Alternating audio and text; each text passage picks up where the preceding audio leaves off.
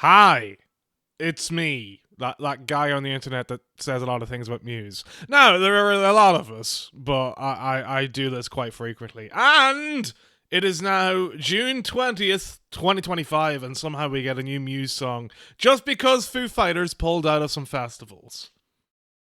That's where we are in life. That's what we're doing here. And yeah, Unravelling, it's out now. What are the people? It's out now. Won't stand down. It's out now. Whatever. Fucking tired of the memes. Anyway, yeah, new Muse song. It's quite interesting. Matt using an 8-string guitar. Some spoiler for later. Decent lyrics, I think. Good times. Good stuff. Really, really good. But no, it's out and fuck it. Let's just get straight into it and get going and then talk about it for a while. So, yeah, it happened. It fucking happened. It happened!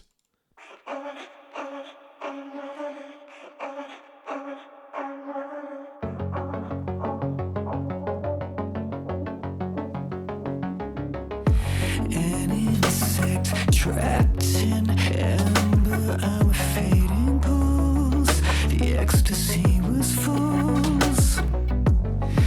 Our love is an unlit script no one can memorize, redacted and revised.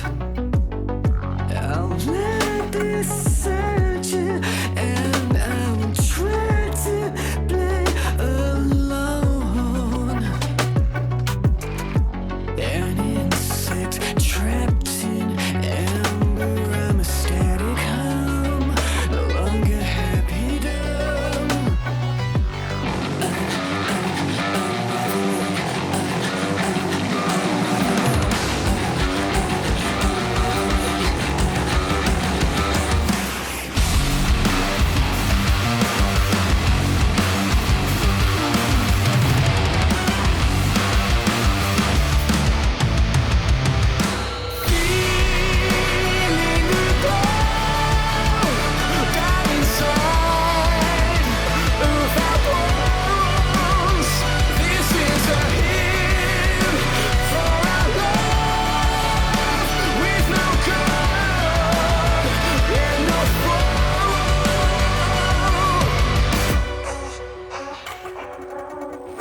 Your eyes go cold at sunrise as we disembark.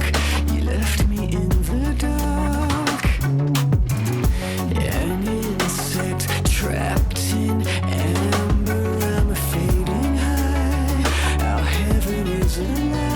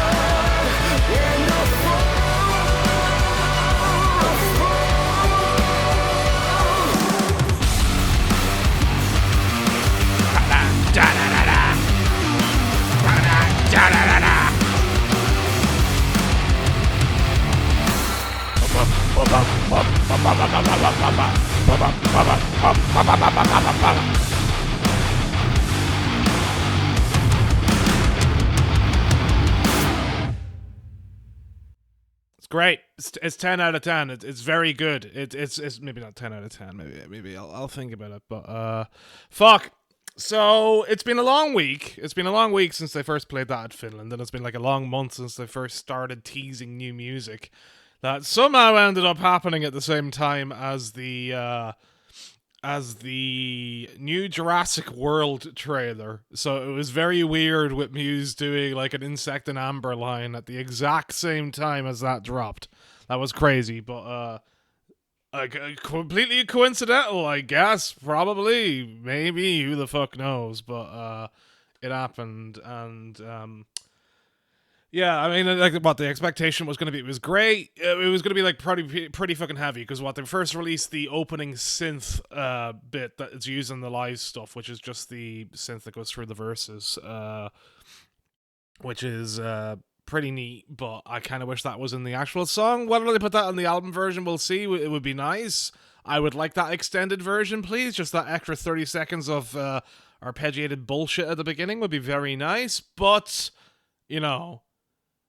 Yeah, then what? Like they started airing some of the rehearsal footage with the distorted version of the song over it, and yeah, you could see some of the 8-string Manson that Matt had put together, and I think Chris with his 5-string bass. So we were like, oh yeah, this is gonna be pretty fucking heavy, isn't it? And but then you still had a bunch of people concerned that it was going to be just another synthwave song like Simulation Theory or something, due to the fun synths, because Muse have never used synths before ever, not once in their entire careers have they ever done it other than Simulation Theory. It boggles my mind, honestly, but that could be a long discussion. So as that was all building up, then it led to them debuting the track in Finland last week on June 12th. Yeah, June 12th at the little small gig that they were doing, which was pretty cool. And I remember then just tuning into TikTok, a TikTok stream right as they started that song, which was, again, fucking awesome. And it kind of blew me away. It reminds me of the first time that I heard Fury and that heavy Fury riff, which for me would have been on the Absolution DVD with the LA gig. Footage that was on the extras in that DVD with featuring Fury, and how fucking awesome that was. I had no access to a lot of the B-sides for a few years because I had no internet. It was like not until a couple of years later that I heard all that shit. So Fury, that was all I had with Fury. I was just blown away at this song that I hadn't heard yet in my sudden a couple of years of fandom. It was amazing, and I feel like this heaviness of the riff has a very similar vibe to it. There's a lot of the guitar work that reminds me a lot of early Muse, especially a lot of early B-side Muse. I'm talking like Showbiz and Origin era. I guess going through, you'll have amount of people that will compare it to Execution Commentary, and a lot of people that compare it to something like Minimum, or all that kind of stuff. They're heavier edge whenever Showbiz, say, had gone down the more Radiohead produced route because record labels and producers and whatever. So it was nice to get some of that. There's a bit of Dead Star there too, obviously, I guess. Anytime Muse ever explored like a slightly deeper sound that verges on being a bit metalcore, it all seems to just end up in the same place. It's why generally I don't care fully if Muse just go heavy. It has to be good, and I think this is good. I think this is great. I think it has a lot to it that works. I just love how fucking beefy that riff is on the studio recording. I've long had an issue with Muse's studio work and how weak a lot of things sound. Looking especially at the Resistance, I think that has improved a lot from the second law onwards, kinda. There are some issues with drones, but for the most part, I think the production work and the sound of the guitars is pretty fine. But it's why the live tracks have always generally been better, because they're not fucking condensed to shit and don't sound like the guitars were recorded in a tin can. Unnatural Selection is an abomination studio-wise, and that's a real shame. That's a real shame. But this is fucking mega. I kind of wish Stockholm Syndrome sounded like this studio wise in terms of where the guitars are and how that was all mixed and mastered and put together. So that's why, at least, that for me, that's the improvement of Muse's studio work over the past 20 plus years, is comparing something like Stockholm Syndrome, which is an amazing, amazing, amazing, amazing track, and comparing it to this and how that all sounds, especially whenever you can compare how everything works in the choruses with those bubbly synths behind the vocals and the guitars. Although I guess in this version it's more over it rather than how things were mixed with Stockholm Syndrome. And then the guitars are a bit weak, I think, in Stockholm. Studio wise, again, that particular era, I feel that Hysteria is really the only song on that album that is pretty near perfect for what I would want from a studio version of all those live tracks that have been played for hundreds and hundreds of times, or I guess a few dozen depending on the track. But anyway, you know what I mean. So that works out great. The so you got the basic rock structure here that Muse are going for, the basic pop rock thing of very condensed, very very tight, very very cleanly cut areas of it, and that is the one area I wish was a bit better about this song, would be that they went into for want of a better word, a bit more proggy with it and went a bit more experimental. Like, it's really funny because after Simulation Theory, I was like, God, Muse just fucking don't know when to cut a section of a track or when to just call it quits and be like, this is it. Even The Dark Side, my favorite song from Simulation Theory, fucking overstays his welcome. Pressure is the biggest example of it for me, where it feels like it's just a chorus too long and a few bars of instrumental too long. It's fucking annoying. And then with this is like, oh god, just like another 30-40 seconds and it could have been fucking perfect. Maybe a bit extra on the solo, maybe a bit extra on the some of the breakdowns, any bridges, whatever, just a bit extra somewhere. I do think the outro is perfect. I think the outro fits really well. It's very classic Muse. I kind of wish there was some sort of bridge going into the second chorus, but that is kind of the extent of my criticisms for the song. Otherwise, it is really, really, really fucking great. Like, really fucking great. Early on, it feels like, how I felt about Compliance. Now, I'm someone who likes Will of the People as an album. There's like maybe a couple of tracks where I've kind of got bored off over the last couple of years, but for the most part, there's like 8 tracks at least on that album where I'm like, yeah, I really fucking love this shit. This is really good. So, I know I'm kind of out of step with the general Muse populace for where I feel in that album, so take that into account whenever I'm talking about this, I guess, maybe. But this is up there with my favorite from the album, Compliance, and this really feels like it's going to be just one of those that is going to fit right in with every other classic Muse song, because it has all those classic Muse feels, and that is fantastic. I think it's the best chorus work they have ever done. I think it is at least top 5. Between the lyrics and how Matt's vocals sound, and the emotion that goes into them, and just the general I guess the word that I used a lot for Will of the People was how earnest a lot of things felt versus how just bleh and whatever drones and Simulation Theory felt. There's just something about this that works, and especially the way Matt goes through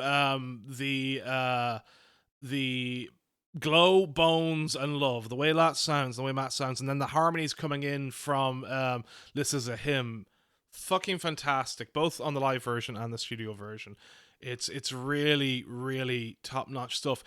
My brain likes to compare the vocal work a lot to, I guess, how I felt about Starlight, the studio version, whenever that came around, and just how the feels were coming out of that, and just how you could like just really feel a lot of the passion, a lot of belief behind the words, and I like this chorus just has that. It's lifting, it's soaring, it makes me want to burst out of my skin, and then it's like also like fucking like upsetting because like the glow's dying inside of her bones and all that, and and then that can like kind of fit in with like more comparisons to Fury and how that chorus is also very similarly like just a lot of belief. The soaring nature of the song, backed by, I guess, like some sort of sense of dread, right? And uh, I do love like a good tune that makes you just like want to power through the melancholy, and that has this in spades. I can't get enough of the chorus, and I can't get enough of the lyrics. The lyrics are like really fucking strong in the chorus. Again, quite similar to Fury. I think they're better than Fury. I think overall, like, there's no real dip in the lyrics in the chorus compared to what Fury was, and the "This is a hymn for our love with no god and no throne" is maybe Matt's best set of lyrics. Certainly up there. I would need to go like think through like every song again and really go with it and feel it. But it's there is like something just I don't know. I'm trying to think. Let's see. I'm trying to like compare it to like something else. I guess again like Fury, but also easily, right? There is just something behind that where you can like really feel like, I guess, not to say that some thought went into it, not to say that Matt doesn't put thought into something else, but I don't know. It's as if something awoke in him and he was just like, yeah, this is pretty good. I don't know, it works. It doesn't feel so forced as I think a lot of like the rhyming schemes in Muse can feel. I know a lot of people took up the piss out of compliance with that, and generally with their songwriting style and their general camp nature, it can kind of work and does work a lot. And I do like Compliance's lyrical choice here and there, but there's just something with this that really fucking fits and vibes, and it's amazing. And I spent a long time over the last however many years just being like, God, I would never get a tattoo of Muse lyrics because they're that generally terrible. There's like 5 lines in the entire Muse discography where I'd be like, if I was like forced at gunpoint to get a tattoo, sure, I'd get those. I wouldn't regret it, and I think maybe that is getting close to being there with this. But either way, I think, this is some of Matt's best lyrical work again,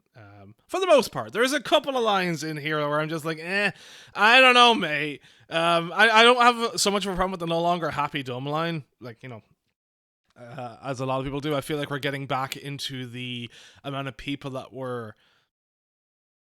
didn't get the throwing the baby out with the bathwater line from Will of the People, which still was very weird, but I don't know. I don't think it particularly works in this song quite well. I still don't know how I feel about the unlit script, no one can memorize line. I think going into redacted and revised sounds a bit awkward, but I can get used to it. And it's endearing in a way because it fits in with some of the other shit has done. So I feel like that ends up being just classic Matt, as myself and a million other people would say, in terms of that lyricism. But yeah, the chorus, the fucking chorus, man, I cannot get enough of that. It was what I was scared about most going into there was not a lot that I could worry about going into the studio release other than how the vocals would sound through it, and they've delivered. They really delivered. So that is great. I know that Dan Lancaster, who has worked with Bring Me the Horizon and a bunch of other bands, but has been working with Muse for at least 3 years now.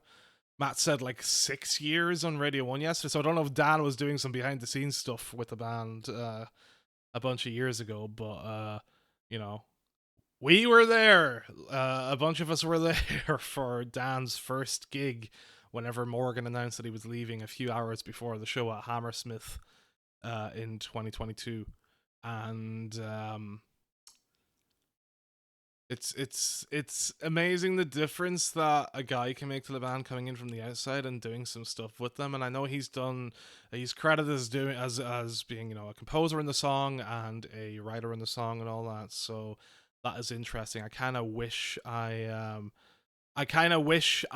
knew exactly what he'd done with it and maybe what he'd suggested or what he'd tweaked lyrically, if anything. But it's pretty cool, like seeing someone be there and make a change to a band that has generally evolved but has always had their own structure. Muse have always been weird for that. I feel Muse, like there's just a very specific thing that they have, but they do try and do, I guess, adapt to different things into their own like little wheelhouse. And again, as close to the only criticism I could have about them still. Although again, I think one of the people kind of pissed that away a bit. And so like while we're back into the same old style in terms of like song structure for this, I guess it's understandable with it being just like a song that was written for summer festivals and not much more thought than that. And also a song that was written with Matt picking up an 8 string and being like, okay, this is my riff. Let's work with that, I guess, for the song that we want to do for the metal festivals. So yeah, I think it's pretty great that this is apparently the first riff that like just immediately came to him whenever he picked up that 8 string, and he was like, "Yeah, sure, let's fucking roll with that. Let's go with that. Let's push into that for the summer." So that's pretty awesome. It was just like it was just there and it just worked and it just clicked, and then this all clicked into really high gear. I've not talked about the bass, but the bass is fucking awesome. The bass sound and bass tone, all of that shit is fucking fantastic. It's maybe, it's not up there with Hysteria. There's other stuff that can be said about Hysteria in terms of the song, like the way the solo sounds is very Hysteria, very easily, but you know, it's stellar bass work that is just tight and there and helps drive things along.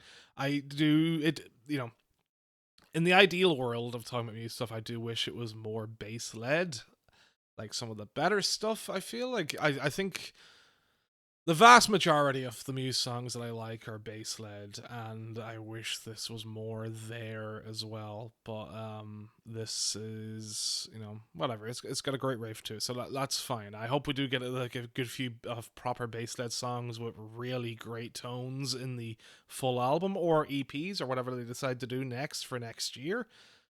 But it's tough. It's tough wondering where they'll go, especially with the gap going on between the song and the album. And if this ends up on the album, I get the feeling they will probably want to put this on the album just because of the hype around it and the general good feeling from fans about it. It's been weird actually seeing a song release come out and people being like generally positive. I feel across the board. Even like the closest friends that I've talked to that have listened to the song and aren't the biggest on it are still like 7 out of 10, and everyone loves the riff. Everyone loves how that riff sounds. If there's anyone that can in modern pop rock music that can make a riff sound fun and make someone fall in love with a riff, it's basically Matt. Maybe not the most technically gifted guitarist, but just knows how to hit something that sounds pretty fucking good whenever he's on it. So I have not seen anyone really complain about the guitar riffs and that. So that is nice. That feels different compared to the general discussion for the past 20 odd years. Yeah, I've already talked about song structure, so I can see why people would fall down on that and be like, I wish this was different. There's a lot of, I guess, resting on their laurels. You could pinpoint in that if you really wanted to be nitpicky about it, which I'm not. I wouldn't complain about. I would just say that at least, like, it's the either the lead single or just a song that is meant to be a hit for a festival summer, and overall it makes sense in that sort of context. And hopefully with the album we get a bit more classic experimental Muse, going a bit crazier with like some sort of structure. That would be nice. Like that is the ideal world for me. I miss the sides that would lean into like a proggy-ish nature. No, they're not prog. They never have been prog, no matter what certain aspects of the fandom would say about certain songs. But it's been prog adjacent with how they go with some classical stuff infused into a bit more of a change in dynamics and all that. But I don't think we're gonna get that with the next album. I need to like keep my expectations low and just be like, yeah, we're gonna get Muse doing their stuff, and either it'll be good or bad. I think that's the most you can expect from it. So if they were all like this, that'd be great. Another one that fits in there with Hysteria, another one that fits in there with something like Easily. Whether it's whatever side of the rock spectrum that their songs tend to fall on, whether it be the lighter or the heavier side. This is again it's just right in there. It's just right in there, and that is great. That is fine. We'll see where it shakes out, but fuck. I cannot stop headbanging to that breakdown. I cannot. Like, it's just, I need to like stomp. I need to rip off my skin, burst out my chest, and just fucking lose it to it. I saw a lot of people talking about Doom possible influences and Mick Gordon and that kind of stuff over the past week, and how much the synths combined with the guitar work can sound like a lot of the Doom stuff. So I'm kind of surprised that hasn't come up yet. I really did. It really did seem pretty apropos for Matt with the way he wears his influences on his sleeve, for better and worse. With just throwing things in there that may or may end up not sounding like he's listening to right now. With his son Bing being deep into metal over the last number of years, and at that age where he could have been playing Doom, I really didn't think it was going to be a case of like, oh yeah, Matt has heard the Doom soundtrack and also had this 8-string guitar and was like, yeah, sure, why not? Which would have been pretty funny, but hey, maybe it'll continue that way. I don't know. They've talked about before how they had that like metal prog album in them, so the reception to this might push them towards that. We'll see. It's a lot better than the last time we had a song come without any word of an album in terms of Dig Down. The worst thing Muse have produced, or at least close to it. I forget if that was actually bottom of my list, but it should have been if it wasn't, but I'm pretty sure it was. But it's fucking terrible. So this is a fun turnaround. So I don't know. That's that. It's got great bits to it. It's got great lyrics. It's got a lot of good shit, and I'm happy. Just went a bit quicker than I thought it would, so that's nice. I don't know. I guess I'll have to do some. I'm also recording this on Twitch Live, so that's fun. That's the first time I think I've done it for the new Muse release, maybe. So that's nice. That's great. Congratulations to me for doing that. But I don't know. It's a good time. It's a good time. I need to see this live. I need them to do a gig. I know they're doing a mini Asian tour at the end of this European festival tour, so it would be nice if maybe this coming winter we get something. That would be nice, but maybe not. I don't know whether they want to do anything for the 20th anniversary of Black Holes next year, but I guess it depends on when the album comes out. But it would be nice to maybe have an album late next year and a summer dedicated to the 20th anniversary of Black Holes too. I think that would be the dream world. But either way, I need Unravelling, and I need it live, and I need it now. So I need it. I need my 14th Muse gig. I need number 14 and 15 probably. I think it is time to hit at least continental Europe for a gig. So that is on the plans. Anyway, is there anything else I want to say about the song? Oh yeah, I didn't even talk about the drumming. I think the drumming is maybe the most disappointing part for me. And it's not like Dom did anything wrong. I do feel that the floor toms sound are probably where the production. I'm just like, I don't know, lads. That doesn't sound great. Doesn't sound the best. And the snare's fine. Everything else is fine. I don't know. Dom's drum work in this is solid. It's tight again. It's very similar to Chris's work, I guess. I don't know. Again, there's nothing there's nothing too spectacular in a way where it's like, oh my god, wow, that is like mind-bogglingly fucking out there into the stratosphere awesome. It's just this is really, really fucking good and solid, and at least a great 8 to 9 out of 10 with maybe actually no, maybe the chorus is that for me, and just how the chorus sounds actually. So yeah, I don't know, but you know, what more can you want, really? You know, you can't have complete genius at all times. It's just a really great fucking song, and it's gonna be a really great driving song too. So hooray for that! Hooray for Muse! They did it. They did it. Right. I'm shutting up now. It's over. 41 minutes of talking about this bullshit. It's done. So yeah. Muse did it. They did it. It's over. I guess I'll talk a bit more about the new album next year. So hooray! Thank you for enjoying this screen. Goodbye forever and so long.